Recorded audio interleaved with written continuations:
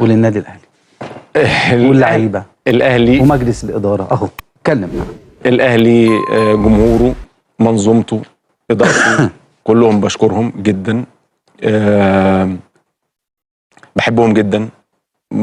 بتبان عليا في كل حاجه. يعني ليا الشرف ان انا اشتغلت في فتره كانت فيها اوقات صعبه، نجحنا كلنا مع بعض، لعيبه واداره ومنظومه اعلاميه واجهزه فنيه وطبيه واداريه وكل حاجه.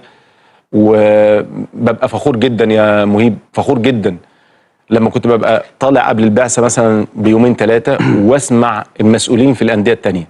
يعني اما تسمع من الوداد ومن الوداد والترجي والنجم والرجاء، لما تسمع من مازيمبي، عايز تسأل الاهلي تسمع من دول، تسمع من دول، تسمع من الوداد، تسمع من الترجي، تسمع من النجم، تسمع من الرجاء، تسمع من مازيمبي، تسمع من صن داونز، تسمع من كايزر تشيفز، تسمع من اليوبار، تسمع من القطن،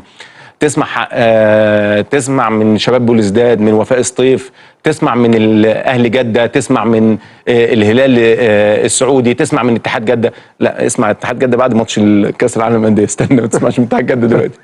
كل دول يقول لك مين هو الاهلي، كل دول مين هو الاهلي. الاهلي ما عندوش منافسه في الزعامه، الاهلي عنده حفاظ على الزعامه. كل واحد بيشتغل في الاهلي لازم يشتغل من الموضوع ده. انت مش هتجيب الدب من ديله، انت جاي تحافظ على اللي سابه لك الاخرين. مش عارف اقول لك ايه. مساء الفل.